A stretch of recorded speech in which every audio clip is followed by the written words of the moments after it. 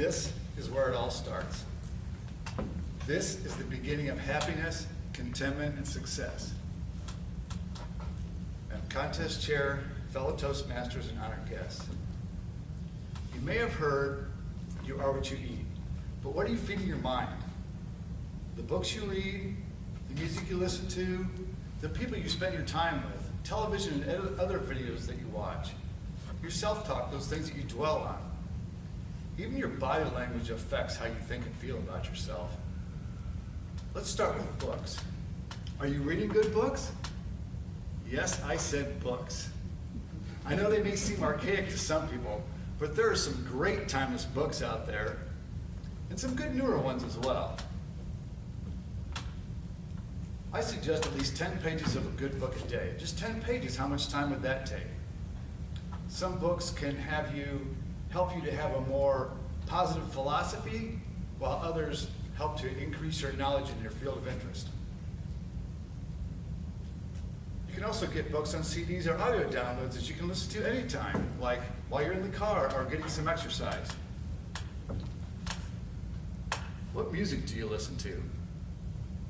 People sometimes try to say the lyrics don't matter, but they do. If you're listening to bad lyrics, that's what you're feeding your mind, and it matters.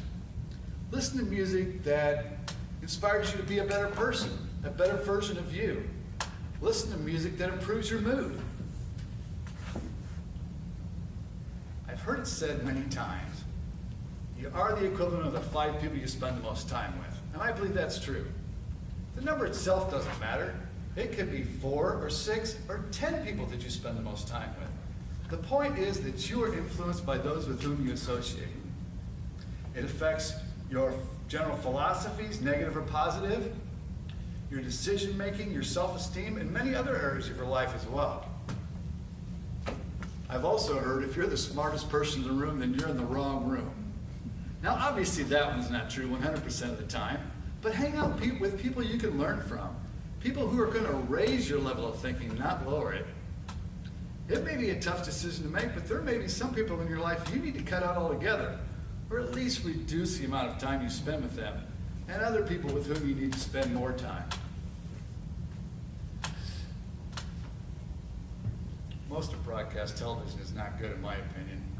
You can sometimes find a good inspirational movie, and there are tons of good videos on YouTube.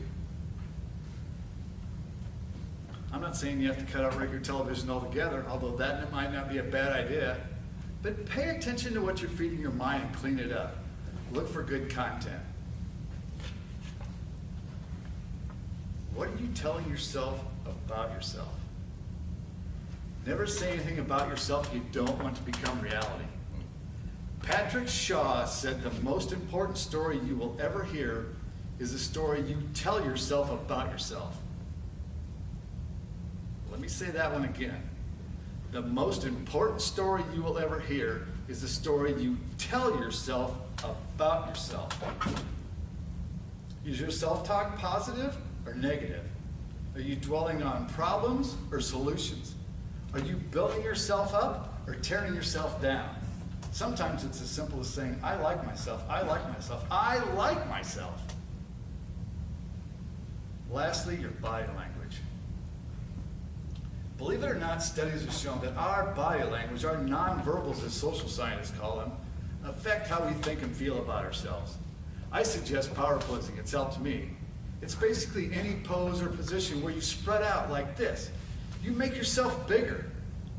It helps you feel more positive and confident, more optimistic. And all it takes is just 2 minutes in private, like before a job interview or before doing a talk like this. Even forcing yourself to smile improves your mood. We all have times when we lack self-confidence, and power posing really helps. Since you are what you eat, what are you feeding your mind? And here's the tricky part. What are you allowing others to feed your mind? Our minds can be fed by other people, music, videos, anything you allow yourself to be exposed to, so be careful. Are you reading good books? Are you spending time with and being influenced by good, positive-minded people? Are you listening to music and watching television and other videos that inspire you and bring out the best in you? Is your self-talk positive? And does your body language make you feel more positive and confident? Since what you're feeding your mind determines your happiness, your contentment, and your success, pay attention to your intellectual diet. And I'll leave you with a quote from Zig Ziglar.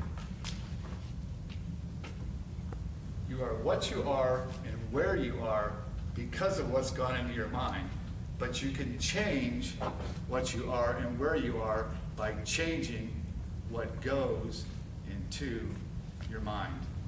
Madam Contest Chair.